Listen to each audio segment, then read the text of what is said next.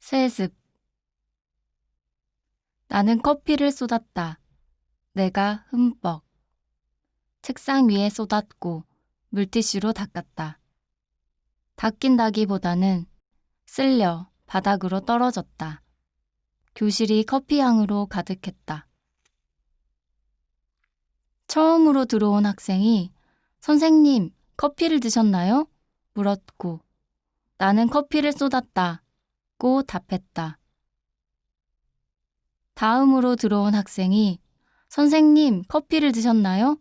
물었고 처음으로 들어온 학생이 커피를 쏟았다고 답했다. 나는 그런 것까지 말할 필요 없다고 말했다. 다음으로 들어온 학생이 선생님, 커피를 드셨나요? 물었고 두 번째로 들어온 학생이 그런 것까지 말할 필요 없다고 답했다. 나는 조금 얼굴이 빨개졌다고 생각했다. 마지막으로 들어온 학생이 선생님, 얼굴이 빨개지셨나요? 물었고 세 번째로 들어온 학생은 아무런 말이 없었다.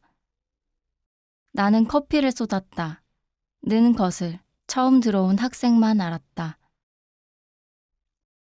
자리에 앉으렴. 수업 시작할 시간이야. 오늘은 대꾸와 반복에 대해 배울 것이다.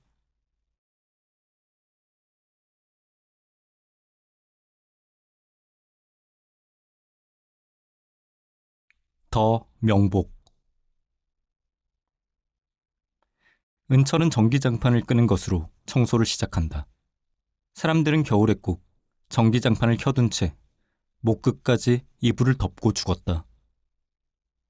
탐폰을 가방에서 꺼내 반드시 앞주머니에 넣는다. 뒷주머니에 넣었다가 바지를 내리면서 변기에 빠뜨린 적이 있기 때문이다. 그를 왜 남자라고 생각했지? 생각하다가 그만 탐폰을 뒷주머니에 넣고 변기에 앉아버렸다. 탐폰을 앞주머니에 넣는 남자를 떠올린다. 은철의 오래된 이름은 김은영. 은영씨, 은영씨를 불러본다. 은영씨는 자신의 이름이 싫어서 그를 투고할 때마다 남동생의 이름을 겉봉투에 적었다. 마포구 서교동 370-13 203호 김은철. 은철씨, 은철씨가 정한 이름으로 불러주자 은철씨는 화장대 옆에 있는 액자 속 남자를 본다. 사진 속 남자는 얼굴에 꽃받침을 하고 애인의 어깨에 기대어 웃고 있다. 화장실은 곰팡이 하나 없이 깨끗하다. 이렇게 깔끔한 사람이 자살을 하다니 빌라 주인이 괴롭다. 은철씨는 그게 무슨 상관인지 알 수 없고 빌라 주인이 죽는다면 자살로는 죽지 않을 것 같다고 생각한다. 은철씨는 시체가 있던 장판 주위를 뜯어낸다. 내가 비염이 있어서 참 다행이야. 전화벨이 울린다. 애인의 전화다. 첫 질문은 자주 같다. 이번에는 여자야 남자야? 은철씨는 궁금하지 않아. 대신 모르겠어 라고 말한다. 남자의 집에서 가져온 매니큐어를 바르고 손톱이 닿지 않게 엉거주춤 노트북을 켠다. 퇴근 후 블로그에 홍보 글쓰기, 고독사, 경력 3년, 공릉동 특수청소. 남자는 창문을 빠짐없이 열어두고 나왔는지 떠올린다. 남자가 턱을 괴고 고개를 한쪽으로 기울인다. 사랑에 빠질 것 같다. 탁자 위 거울에 비친 내가 예쁘다.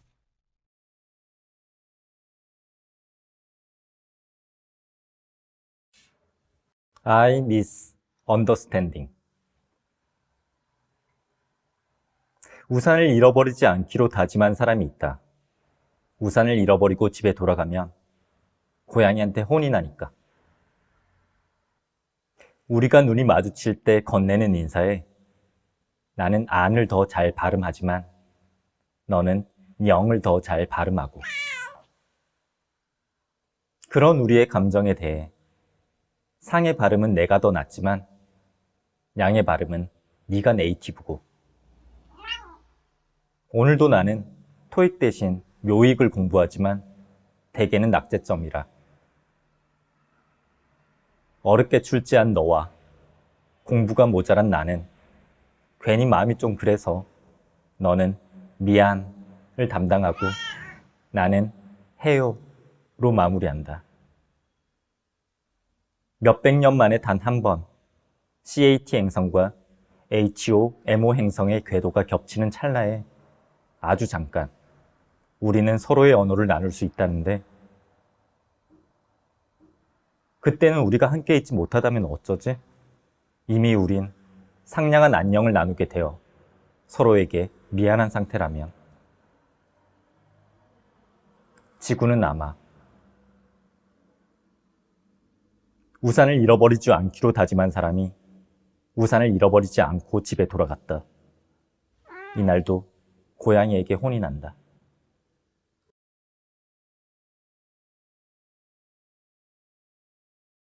실공. 빈 나무를 올려다보며 누군가 말한다. 잎이 왜 떨어지는지 알아요? 열매가 익으면 잎은 쓸모없기 때문이요. 사람의 인과성은 습관적이다.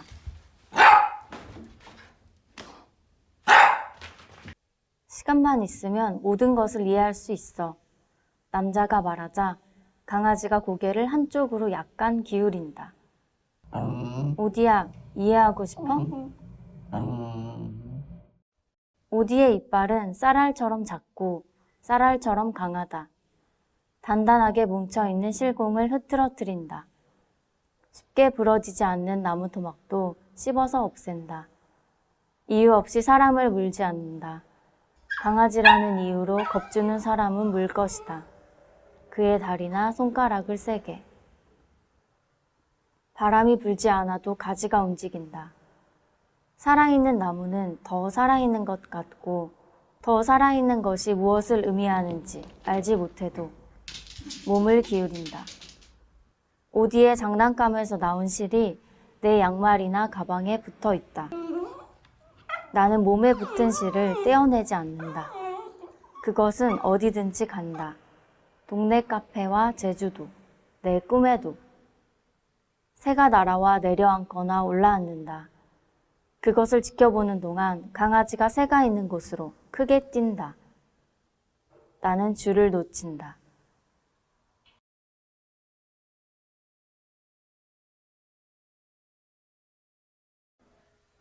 두세의 대개는 러브. 알아. 내 횟집을 꿈속 망아지 지나가는 이름은 사람이 뚜세. 말했다. 내 정말 꿈속 싱싱하다. 다리 아픈 망아지 그렇게 이름은 말하고 뚜세라서 먹고 뚜세. 싶다는 욕구로 이어지는 것이 뚜세가 이상했다. 뛰기 시작할 때 나는 말하지. 대개는 먹이가 없으면 뚜세 파이팅. 동족끼리 잡아먹는다. 내 장구대 그것도 속 없으면 뚜세 자기 파이팅을 다리를 잘라서 하나 먹는다. 둘 셋 파이팅으로 들었다는 당신에게 모래도 진흙도 없는 하나 둘 셋 수조에서 입을 맞춰주고 다리가 나면 묶인 채 뚜새는 레고처럼 어느새 빈틈없이 저만큼 달려. 쌓여있는 큰 개야. 나는 다시 잠드는데 누가 너의 이름을 대개로 지었니? 셋 둘 하나 3년 전 다시 돌아온 뚜새는 강남역에서 남자에게 넷, 셋, 살해당한 둘, 여자에게 다리가 아프지 한 않은 남자가 망아지 말했다. 다섯 다음 생엔 남자로 다리를 태어나게. 절지 않는데 그리고 그는 대개에게 말할 것이다. 다음 생엔 인간으로 태어나렴. 오늘 밤은 당신과 같이 누워 천장을 보다 다시 잠들다 하면 달 같은 걸 볼 수 있는 건 아니지만 달이 저물고 있는데 도로 눈이 감겨 뚜새를 만나러 가면 어느새 뚜새도 하나 둘 셋도 사라지고 달이 아직 조금은 남아. 나는 말하지 사랑해요. 나는 바다에서 유영하는 개들을 상상한다. 더 어둡고 더 깊은 바다. 그리고 음식에 관하여 생각한다. 어느 동물권 운동가의 인터뷰. 엄마가 있거나 얼굴이 있는 것은 먹지 않아요. 그러나 얼굴이라는 것은 너무 인간적인 생각이 아닐까? 나는 큰 개, 해삼, 버드나무, 플라타너스, 이름을 모르는 나무 우듬지에 아주 작은 벌레의 얼굴을 떠올린다. 내 잠꼬대 속 사랑해요를 살아야 해요로 들었다는 당신에게 살짝 코를 갖다 대고 나면 사랑은 어느새 저만큼 달려. 나는 다시 하나 둘 셋 뚜세. 여기에 인사하는 나무 있잖아요. 누군가 말했을 때 사람의 손 모양이 아니라 흔들리는 나뭇잎을 먼저 보는 것처럼.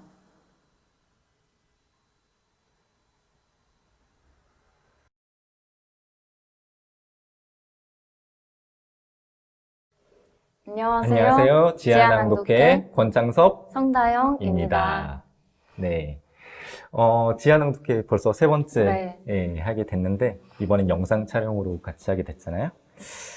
사실 이 기획을 처음 이제 시작하게 된 연유 중에 하나가 제가 어떤 지원 사업에 이 기획을 넣었는데, 아쉽게 탈락을 했고, 그 얘기를 이제 다영무에게 했더니, 다영무가 바로, 우리 이거 하면 어떨까? 이런 말씀을 하셨잖아요.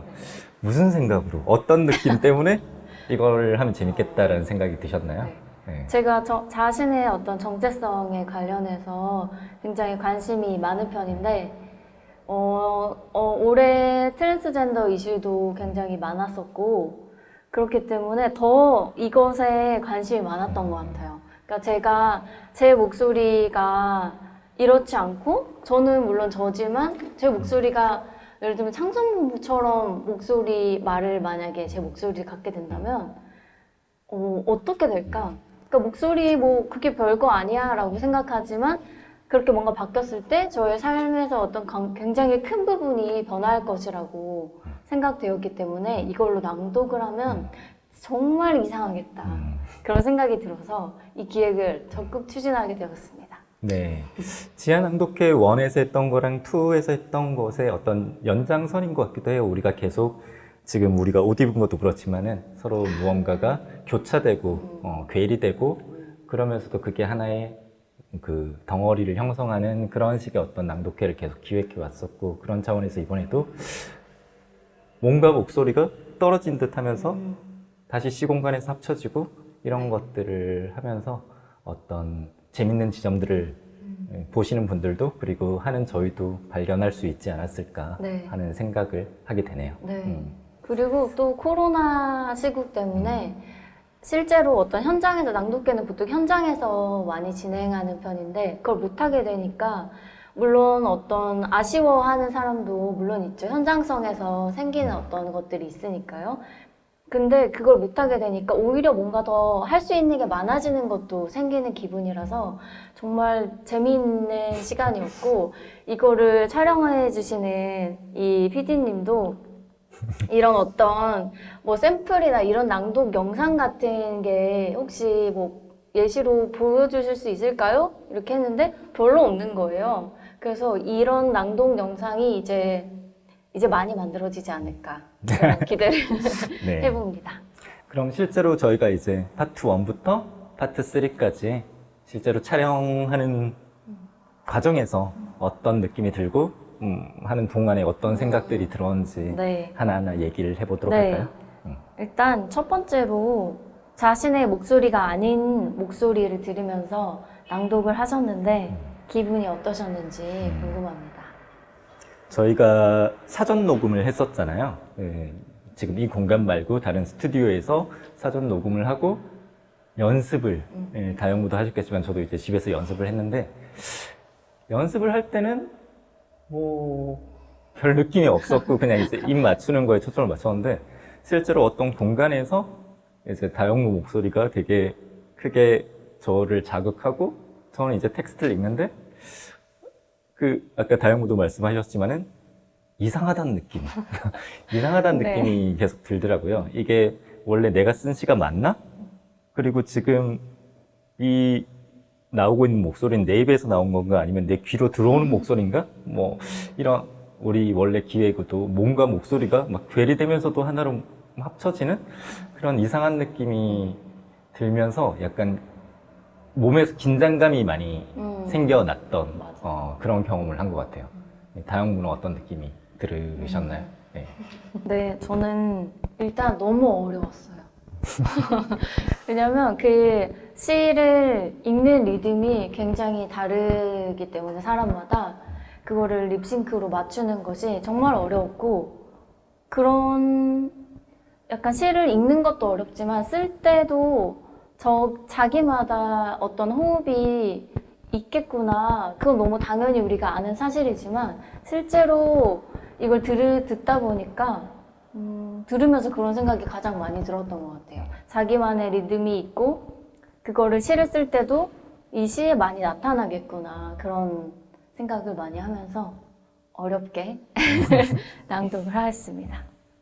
두 번째 질문은 자신의 시에 동물 목소리가 반영되었는데 그건 어떤 의도에서 그렇게 목소리를 넣었는지 궁금합니다. 사실 이제 저도 9월이라는 고양이와 함께 살고 있고 이제 다영무도 오디라는 강아지랑 같이 살고 있는데 그 죽기 전에 혹은 죽고 나서도 단 한 가지 소원이 있다면 뭐 이런 질문을 받았을 때 생각난 게 얘랑 같은 언어로 한번 얘기를 해보고 싶다 이런 생각을 한번 했던 것 같아요. 그래서 그런 생각에서 쓴 시였는데도 불구하고 전 인간이다 보니까 확실히 인간 중심으로 얘가 하는 말들을 내 자의적으로 번역하고 있구나 이런 생각이 많이 들더라고요. 뭐 예를 들어가지고 아까 시 9절에 상냥 뭐 이런다고 했을 때 고양이가 냥 한다고 해서 저에게 상냥하게 대하는 것도 아니고 냥 이런다고 해서 저한테 미안하다는 뜻도 아닌데 나는 그거를 굳이 내 시에 넣기 위해서 얘 말을 미안, 상냥, 뭐 안녕 이런 식으로 번역해서 인간 중심으로 놓고 있구나. 어쩔 수 없이 그 인간과 동물, 비인간 동물 사이에서 오는 그 커뮤니케이션의 실패와 그렇지만은 함께하고 있는 그런 감정 같은 거에 대해서 한번 써보고 싶었던 것 같아요. 네.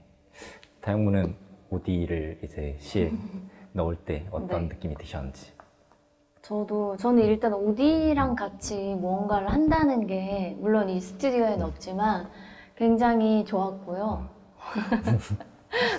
일단 저희 동물을 막 자랑하는 기분이 들어서 너무 좋았습니다. 그리고 저도 청선무랑 마찬가지로 그 시에도 나오지만 제가 실제로도 오디한테 무슨 말을 하잖아요. 못 알아듣지만 그러면 오디가 이렇게 고개를 이렇게 켜? 이렇게 하거든요. 그럼 또 그게 정말 귀여워가지고 제가 막 더 이상한 말을 하곤 하는데 그럴 때마다 제가 오디한테 오디야 이해하고 싶어? 라고 말을 한단 말이에요. 근데 그거는 제 입장인 거고 오디의 입장에서도 아, 쟤 왜 이렇게 말 못 알아들어 이렇게 그렇죠. 생각할 것 같다는 생각을 굉장히 많이 했어요. 그래서 또 어떤 시가 인간만 다르게 이렇게 낭독을 하는 게 아니라 사물이 낭독하면 어떨까? 아니면 비인간 어떤 존재가 낭독하면 어떨까? 이런 상상도 저 혼자서 많이 해봤던 것 네. 같아요. 지하 낭독회 계속 기대해 주시면 이런 기획을 계속 우리가 해 나가도록 깨알 하겠습니다. 같은 홍보. 네. 마지막 질문들 나눠볼까요? 네. 세 번째 질문인데요.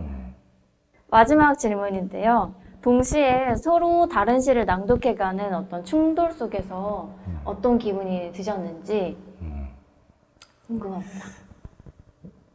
다 보셨겠지만 이제 한 절반 부분까지는 저희가 이제 목소리가 겹치고 그 다음에 누군가 공백이 있을 때 서로 다른 목소리가 나오기도 하고 서로 이제 목소리 높낮이가 다르기도 하고 크기가 다르기도 하고 이러다가 중간 부분부터 이제 약간 꼬여있던 매듭을 푼 느낌? 그 매듭이 묶여져 있다가 묶여져 있는 그 두 개의 실을 따로 이제 떼어놓은 그런 느낌이 들었는데 저는 좋았어요. 그러니까 이제 제가 낭독을 하고 있는데 사실 거의 다 낭독이라고 했을 때 시인 혼자 낭독을 하거든요.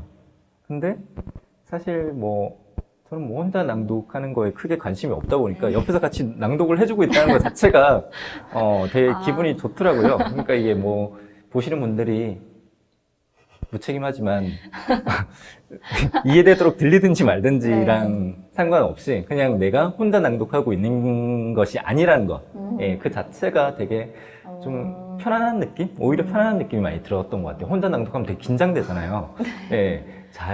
멋진 목소리로 쏙쏙 잘 들어오게 낭독을 해야 된다는 부담감이 있는데 이거는 어차피 못 알아들으실 테니까 내 멋대로 낭독해도 되겠구나 이런 이제 편안함이 오히려 생겼던 것 같아요. 네. 그렇군요. 저는 오히려 처음에 기획했을 때는 이게 동시에 들리면 아주 엉망이 될 것이다 라는 기획 의도를 갖고 했거든요. 그래서 이게 아예 들리지 않고 그러니까 뭐 들리게 된다면 중간에 공백 정도 들리겠거니 이렇게 생각했는데 실제로 낭독을 해보니 어떤 박자가 서로 뭔가 겹쳐지는 지점들이 생기면서 신기했어요. 저는 음악처럼 느껴졌거든요. 네. 그래서 제가 뭐 제 입장에서 말씀드리면 제가 어떤 리드하는 어떤 멜로디가 나간다면 청소문은 약간 배경음악처럼 느껴졌다가 또 어떤 부분에서는 청소문가 뭔가 멜로디 라인처럼 느껴졌다가 제가 또 배경음악처럼 느껴지고 그래서 아니 시의 음악성이 있다는 것을 약간 방금 약간 같이 하면서 느꼈던 것 같아요. 네. 저희 이제 지하 낭독회 세 번째로 영상으로 여러분들을 찾아뵙게 되었는데요. 이제 이 지하 낭독회 유튜브 채널에서 오늘 이 영상 말고도 다른 영상들, 다른 어떤 기획들로 찾아뵐 예정입니다.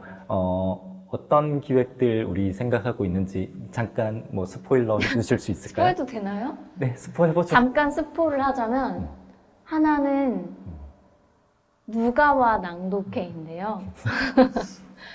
그게 저희가 이제 낭독회를 오프라인 행사로 잡게 되면 저녁 7시에 행사를 보통 잡아요.